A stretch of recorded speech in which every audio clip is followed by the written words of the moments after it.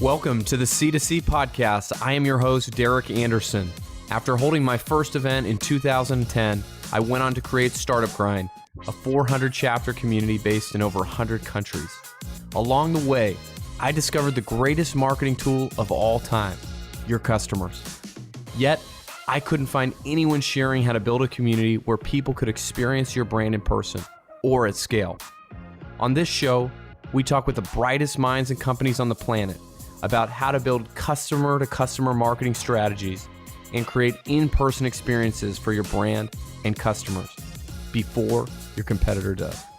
Ladies and gentlemen, welcome back to another episode of the C2C Podcast. Today, we will be talking with James Dunbar, who is currently the Senior Manager of Community Programs over at Udemy. And Udemy is an online learning and teaching marketplace with over 24 million students. On today's episode, he's going to share an unorthodox way that the community can tie back into company goals, something called appointment content that he uses to give value and activate the community on a regular basis, and so much more. And don't forget, you can see the full episode show notes at bevylabs.com/pod. Without further ado, please enjoy the show. James, what is Udemy? Great. Yeah. So happy to be here. Udemy is the leading global marketplace for learning and instruction. And by that, we mean the place where if you have something to teach, you can come online and create a course. And if you have something you want to learn, you can take it. And we have courses in just about everything. There's 30 million students, 100,000 courses, and around 40,000 instructors.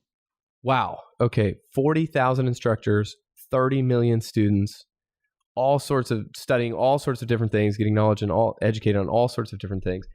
How in the world do you build a community around something so big and so broad? Yeah, I mean, I think it's a good question. First of all, like our general community is for instructors, so that reduces the scope a little bit. And when you're looking at what is the shared interest, what is the shared goal that people in the community can get behind, it's to create really good courses and put them online and do a good job of selling them. So that just sort of unifying mission makes it a little bit easier to build the community because everyone's kind of in it together. And one thing that we actually see is that instructors are excited to participate because it's the kind of marketplace where having lots of other people with lots of other good courses is good for your course, because you have someone who might come in to learn Spanish and then they're going to come and take your course on like management or your course on Python. Yeah, I mean, that was my next question I was going to ask, because you would naturally think that these people compete, or if they're taking your course, they're not taking my course. So how do you get them to sort of collaborate and work together? But I guess it's the power of having a platform where all of these things live, and probably no two courses is the same, and everything's they're sort of solving different problems. And so in that way, they work together to just sort of cross promote and pollinate each other. Yeah, that's right. And there are definitely some cases where people are in competition with each other, but in general, it's the kind of marketplace where, with the growth that we've been having in the 10 years that Udemy has been around, there's plenty of pie to go around as it works. And in general, there's always like a new niche or a new corner opening up that students are wanting to learn. How do you work with these instructors? Tell us about some of the programs and things that you do with them.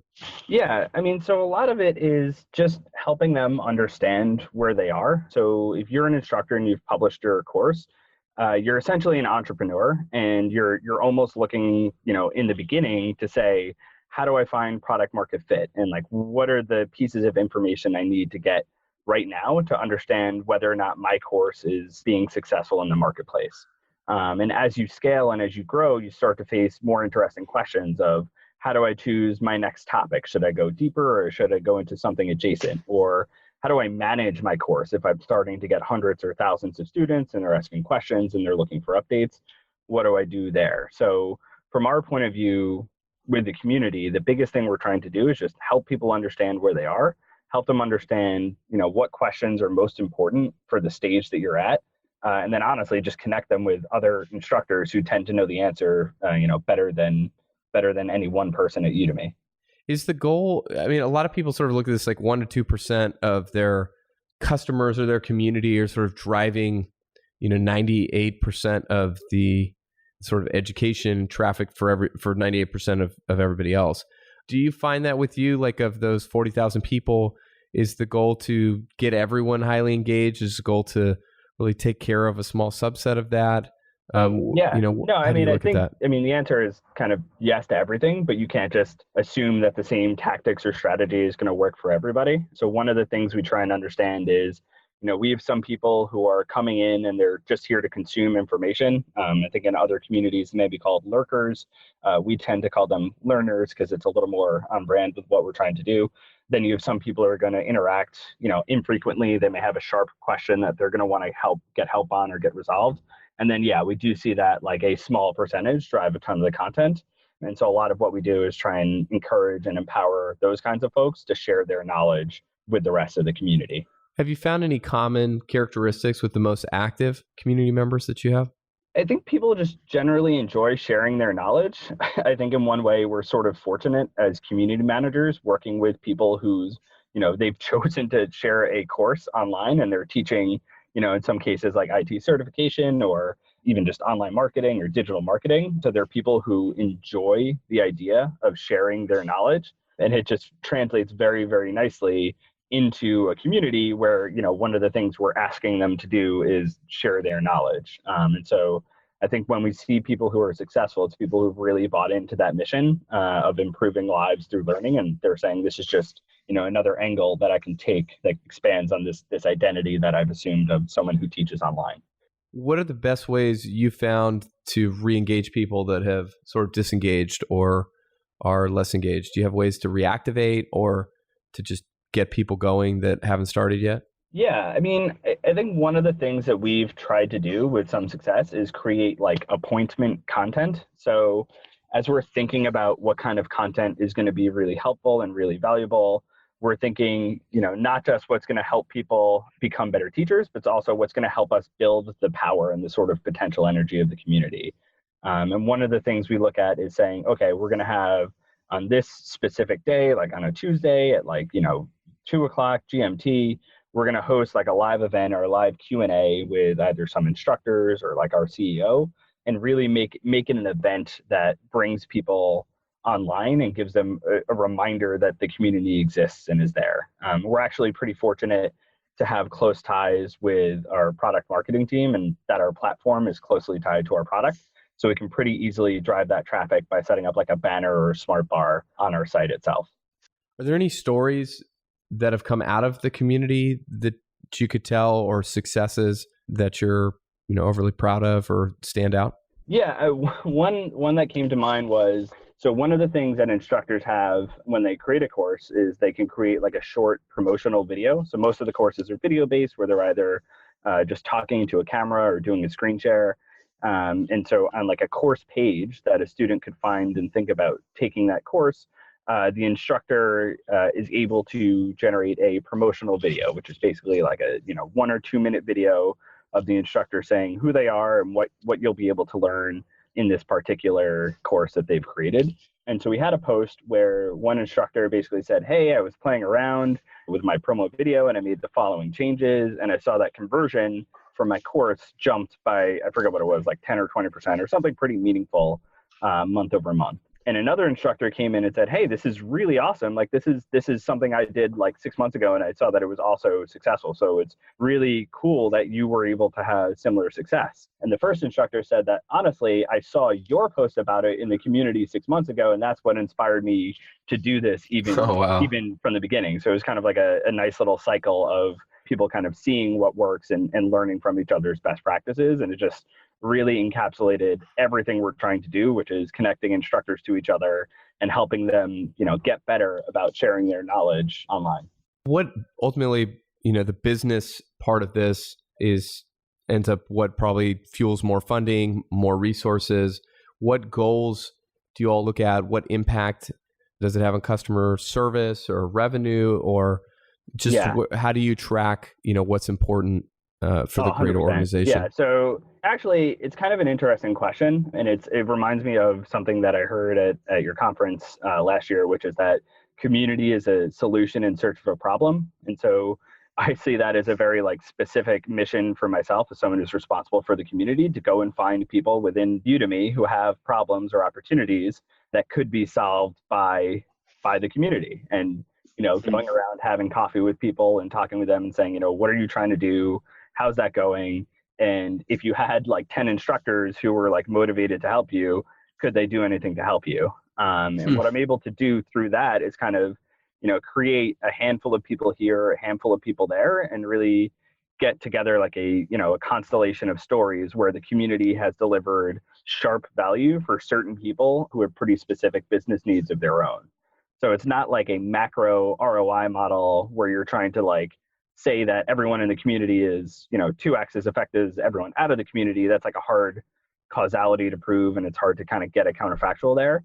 But if you're able to say like these 12 initiatives in the quarter were more successful and like very obviously directly more successful because of the work that the community members put in, that's pretty good. And the other benefit of this is like, it's people, like, community managers understand the importance of people in a people-centric world. And if you take that lens internal to your company, you work the same way. And you say, I've solved problems for real people. And it's a different kind of story to tell than like some model that may or may not have holes that can be poked into it.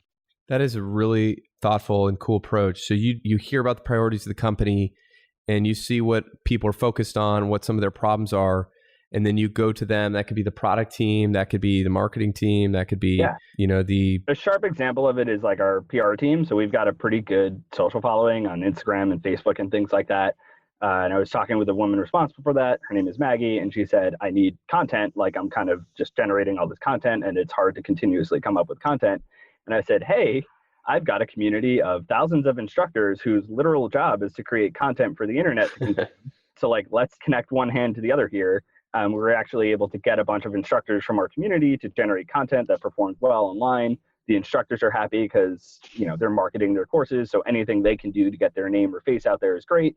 We're happy because it's like the community delivering value, and the client, in this case, our internal partner at the company, is happy because they had a very specific problem solved. It's really cool. Yeah, I haven't heard of many people doing it that way. I think it's a unique and really thoughtful way to approach solving real problems with the community. And is that something new you've done, or is that how you got the program funded? Or so my background, I actually have only been in the community world for a year. I'm more of a generalist in my background. I've actually started my own company and done a couple of different things in operations and sales and business development along the way. And when I joined Udemy, I was broadly on instructor engagement and instructor programs. And community is something that the company had always believed in and had always had pretty heavy investment in. And from the very top level down, there was strong buy-in to what community is about and what community is for. So it was, one of the conversations that comes up with community managers is sort of like this existential thing of like, how do I prove my value? And I sort of had the privilege and benefit of not really having to worry about that. But at the same time, I think it's Rich Millington from Feverbee says something like, the conversation is always coming. It may come tomorrow. It may come in 6 months. But someone eventually is going to ask, what is this community doing for me? And so that thought has been in the back of my mind. And it's been something where I've been like, all right, let me start to collect these stories and these things that we've done that have been helpful.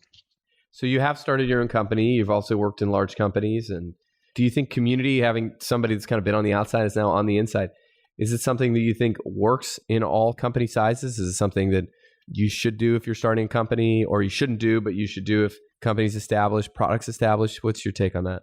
Yeah, I mean, I think it has real obvious value. And I think one of the things that's interesting is it has to be done for a specific purpose. And I think, where it goes wrong is people being like, oh yeah, community, like that's like a good idea. Let's spin that up. And they don't really give it a full thinking of what is the strategy here? What are the resources that we're going to need? Or like, what are we going to try and get out of it? So I think that for many companies, it's definitely a hugely valuable thing. I think it gives you just incredible insight into what your customers are up to and what they want. And, they're going to let you know how things work. And it's just a really powerful thing that you can cultivate, but it's not easy. You need to be thoughtful about how you do it. It's not free. You definitely need to dedicate at least some resources to it and have some alignment and buy-in cross-functionally into what's happening there. And you got to know what it's for. And I think that, this is one area where if you don't have a very specific thing that the community is trying to do or is like obviously for, you're going to run into problems. But I mean, broadly, yes, but like with caveats, I guess, to give a direct answer to your question. How do you look at online community versus the C2C or offline or event sort of community building, in-person community building? Do you see, again, to your point of like going to different business units inside the company, helping solve different problems? Do you attack different problems with the different community solutions, or do you stick to one way, or how do you look at that? Yeah, it's actually an interesting and I think somewhat unique area for Udemy in that the like members of our instructor community spend a lot of time in the digital world by definition. Like they're doing digital marketing, they're creating digital content for consumption, and for the majority of them, they're doing it sort of by themselves, and they're sort of like the running gag of a Udemy instructor who's got, their home studio is like literally them with a microphone set up. And they're talking in their closet because it's like the most soundproof area of their house or their apartment or whatever there is. And sort of the moral of that story is that it's a very lonely journey, and it's something that people spend a lot of time solo in front of their computer. So I think a lot of what we look at is that first we have to create a way to, if you're in that environment, how do we create that connection, and how do we create a space for that connection to happen? And that's where the online community comes in. And then I think the extension from that is how do we get the real life connection and start to foster the in-person stuff. So we do have our annual instructor event is Udemy Live. Once a year, we get a few hundred of our instructors together to both talk through what's new at Udemy, what's new with the industry of online teaching, but also just to have them kind of go over the nuts and bolts of course creation and course marketing, and bring some of the online conversations that we're seeing into the real world to give it that like depth and sort of nuance that you can't always get in a forum. Talk to me about the communities you admire. Who do you look up to? Who do you think's doing a good job at this kind of work? I'm a pretty big sports fan. One of the communities I really admire is the American Outlaws, and this is the like fan group for fans of the U.S. national team. So I think these guys do an amazing job. One of the things I really like is their sort of federated approach. So they have like local chapters, like hundreds of local chapters, and each local chapter has like its own logo, has its own like home bar that they go and meet at. And what'll happen is as the teams, both like the women's and men's national teams, travel around the country and play games, is whenever they get to, all right, like the women's national team is playing a game in Columbus, basically the chapter, the like Columbus chapter of American Outlaws will host anyone who's coming in for the game and create this like unique experience for their location that's also somewhat consistent across every other sort of tailgate or night before party that you might imagine. So I think these guys have just done a really, really cool job of building sort of a nationwide community for people who are nuts about soccer in the U.S. That is really cool. And I wasn't familiar with this until you mentioned it. I was just checking it out. And yeah, it seems like a very hyper local and sort of jump in and get involved anywhere you go, and very involved, very sort of from a cadence standpoint. It seems like it's on constantly wherever you are. It's really cool. Yeah, they're fun. Thank you so much for listening. If you like the show, please leave a review wherever you listen to this. If you'd like to see more about how to create your own event community, go to bevylabs.com/pod. Again, that's BEVYLABS.com/pod.